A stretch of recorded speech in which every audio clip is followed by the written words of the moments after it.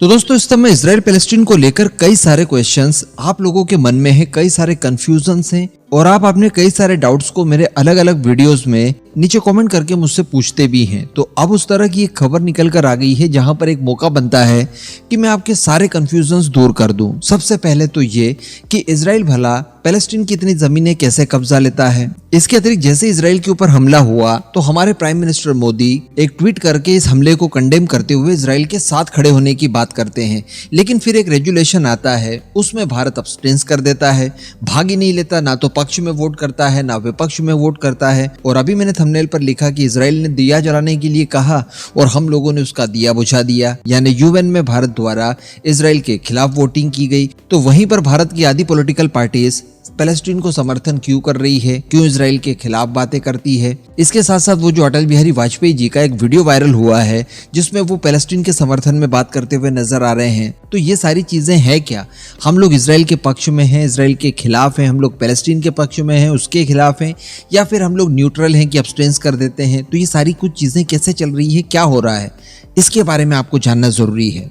तो दोस्तों देखिए, इजराइल और पैलेस्टीन दोनों की स्थापना एक साथ की गई थी और जो लैंड इजराइल पैलेस्टीन दोनों का है, जो कि आप इस मैप में देख पा रहे हैं, इसमें 2 नेशन सॉल्यूशन की बात कही गई थी। कुछ हिस्सा पैलेस्टीन था तो कुछ हिस्सा इजराइल था। इस बात को मैक्सिमम देशों ने माना, जिसमें भारत भी एक देश था।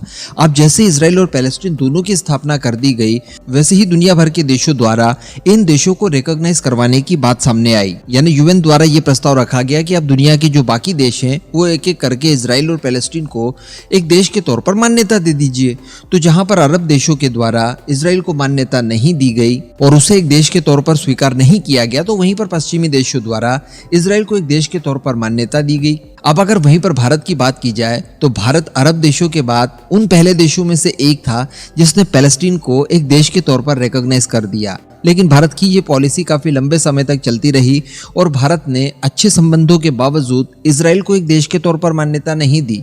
2030 के बाद 90 के दशक में जाकर हम लोगों ने ऑफिशियली इजराइल को मान्यता दी। इसके पीछे क्या सारे कारण हो सकते हैं आपको बताने की आवश्यकता नहीं है, आप खुद समझ सकते हैं। तो अब इसी आधार पर 2 नेशन सॉल्यूशन भारत की पॉलिसी बन गया है, यानी भारत इस पूरे लैंड में से 2 हिस्सों को मान्यता देता है, एक को इजराइल के तौर पर, एक को पैलेस्टीन के तौर पर। तो भारत की पॉलिसी आज भी यही है कि आधे हिस्से पर पैलेस्टीन अपनी संप्रभुता के साथ रहे और आधे हिस्से पर इजराइल अपनी संप्रभुता के साथ रहे। ना तो इजराइल पैलेस्टीन में दावा करे और ना ही पैलेस्टीन इजराइल के किसी क्षेत्र पर दावा करे। अब भारत की तरफ से प्राइम मिनिस्टर मोदी द्वारा जो ट्वीट करके कंडेम किया गया था और इजराइल के साथ खड़े होने की बात कही गई थी, वो पैलेस्टीन के खिलाफ नहीं था, बल्कि पैलेस्टीन के क्षेत्र में मौजूद और एक्टिव हमास आतंकी संगठन के खिलाफ ट्वीट था, जिस आतंकी समूह द्वारा इजराइल के ऊपर अटैक किया गया। तो भारत की तरफ से पीएम द्वारा ट्वीट करके इस आतंकी हमले को, इस आतंकी संगठन को कंडेम किया गया और इजराइल के साथ खड़े होने की बातचीत कही गई।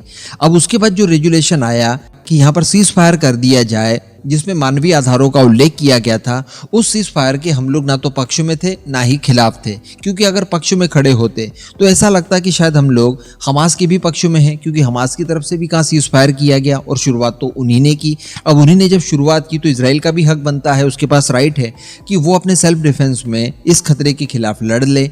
इस वजह से हम लोगों ने दोनों का पक्ष न देते हुए अपने आप को न्यूट्रल पोजीशन में रखा और वोटिंग में भाग नहीं लिया। लेकिन इसी बीच खबरें निकल कर आती है कि इजराइल के द्वारा एक मार्मिक अपील की गई दीपावली के अवसर पर, और उनके राजदूत जो कि भारत में पदस्थ हैं, उनके द्वारा कहा गया कि देखिए, हमारा देश इस समय काफी क्राइसिस के दौर से गुजर रहा है। भारत और इजराइल के लोगों के बीच में अच्छे संबंध काफी लंबे समय से रहे हैं, हिस्टोरिकल संबंध हमारे, और लंबे समय तक आगे भी बने रहेंगे। तो इस वजह से आप दीपावली पर जब दिए जलाते हैं तो एक दिया इजराइल के पीड़ित लोगों के लिए भी जलाइए। लेकिन इसी के बाद यूनाइटेड नेशन में एक प्रस्ताव लाया जाता है और ये प्रस्ताव लाया जाता है 2 नेशन सॉल्यूशन को लेकर। तो चूंकि अब हम लोग इस पूरे इलाके को 2 भागों में अलग अलग देशों के तौर पर देखते हैं, एक को पैलेस्टीन तो दूसरे को इजराइल, तो भारत की पॉलिसी चूंकि आज भी वही है, इस वजह से भारत ने इस रेजुलेशन के पक्ष में वोट किया। और इस रेजुलेशन के पक्ष में न केवल भारत ने बल्कि दुनिया के अन्य 144 देशों ने और किया। तो भारत को मिलाकर टोटल इस रेजुलेशन के पक्ष में जो वोट गिरे वो 145 थे। 18 देशों ने वोटिंग में भाग ही नहीं लिया और कुछ देश थे जिन्होंने इस रेजुलेशन के खिलाफ वोट किया, जिसमें खुद एक तो इजराइल का ही वोट था, दूसरा था अमेरिका का, तीसरा था कनाडा का, हंगरी, इसके बाद मार्शल आइलैंड्स, इसके आगे माइक्रोनेशिया था, नाउरू था, और इस तरह के कुल 7-8 देश मिलकर इस रेजुलेशन के खिलाफ वोट करते हैं। अब इस रेजुलेशन में न केवल 2 नेशन सॉल्यूशन की बात की गई थी, बल्कि उन हिस्सों को भी स्वतंत्र करने के लिए कहा गया था जिन हिस्सों के ऊपर इजराइल द्वारा कब्जा किया गया है, जिसमें वेस्ट बैंक का भी कई सारा इलाका है, गोलान हाइट वाला भी इलाका आता है जो कि सीरिया का पार्ट है। और ये जो इस समय आप मैप देख रहे हैं जिसमें पैलेस्टीन की मौजूदा स्थिति आपको दिखाई देगी, जो कि खंड खंडों में बिखर गया है और बहुत थोड़े से भूभाग पर बचा है, क्योंकि बाकी सारे इलाकों पर इजराइल द्वारा कब्जा कर लिया गया है। तो इस कब्जे को इजराइल छोड़े, यहाँ पर इजराइल ने जो बस्तियां बसाई हैं उन्हें वापस हटाए और 2 नेशन सॉल्यूशन वाली बात कही, ताकि दोनों देशों के बीच में विवाद खत्म हो जाए। अब आपके मन में ये आ रहा होगा कि ये कब्जा कैसे है, इजराइल ने कैसे कब्जा कर लिया? तो देखिए, इजराइल भी शुरुआत में 2 नेशन सॉल्यूशन को मानता था और इजराइल को यूएन द्वारा जितना एरिया दिया गया था वो उतने ही एरिया में सीमित था, क्योंकि वैसे भी इजराइल की उस समय तो कोई हैसियत थी नहीं। अलग अलग देशों में फैले हुए जूस एक साथ उस इलाके में आकर बस जाते हैं जो कि यूएन द्वारा इजराइल के तौर पर बसाया गया था। तो उन्हें जितना लैंड दिया गया था वो अपने आप में खुश थे, लेकिन अरब देशों को इससे प्रॉब्लम थी। अरब देश तो ये चाहते ही नहीं थे कि इस इलाके में इजराइल नाम का कोई देश बनाया जाए। तो जब जूस आकर यहाँ पर रहने लगे, इजराइल नाम का एक देश फॉर्म हो गया। उसके बाद अरब देशों द्वारा गठबंधन बनाकर कई बार इस इजराइल के ऊपर हमला किया गया। अब जब भी ये लोग हमला करते थे उस समय युद्ध में इजराइल जीत जाया करता था, और जब इजराइल जीत जाया करता था उसके बाद जीत के तौर पर वो कुछ हिस्सा कब्जा ही लिया करता था। जैसे कि भारत और पाकिस्तान के बीच में भी युद्ध हुए और कई बार हम लोग कराची और लाहौर तक पहुंचे, हमारी फोर्सेस वहां तक पहुंची। हम चाहते तो उन इलाकों को कब्जा सकते थे, लेकिन हम लोगों ने कब्जाया नहीं। कब्जाना तो छोड़ दीजिए, हम लोगों ने पीओके जो कि पाकिस्तान द्वारा युद्ध करके कब्जा लिया गया था उसे भी नहीं छुड़वाया। लेकिन चूंकि इजराइल इस मामले में काफी ज्यादा कॉन्शियस है और इजराइल ने जब भी युद्ध किया तब वो युद्ध जीता भी और जीते हुए भूभाग को अपने दायरे में ले लिया। इसके बाद ये युद्ध लगातार चलते रहे और अलग अलग देशों के कुछ हिस्सों पर इजराइल अपना कब्जा करता गया, जो कि वो छोड़ने के लिए अब तैयार नहीं है। और उन जीते हुए इलाकों पर इजराइल द्वारा बस्तियां बसा दी गई है और वहां पर अपने लोगों को रहने के लिए उसने लैंड वगैरह प्रोवाइड करवा दिए हैं।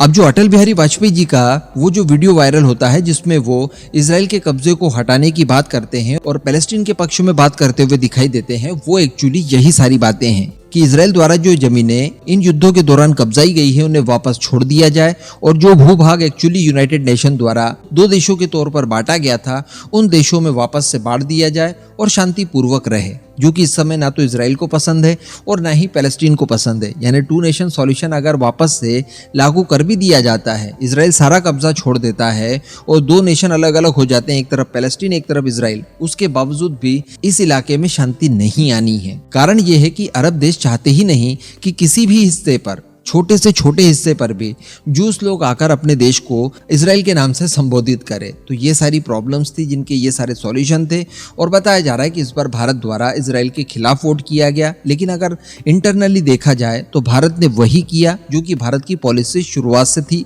अभी तक है और शायद भविष्य में आगे तक रहेगी।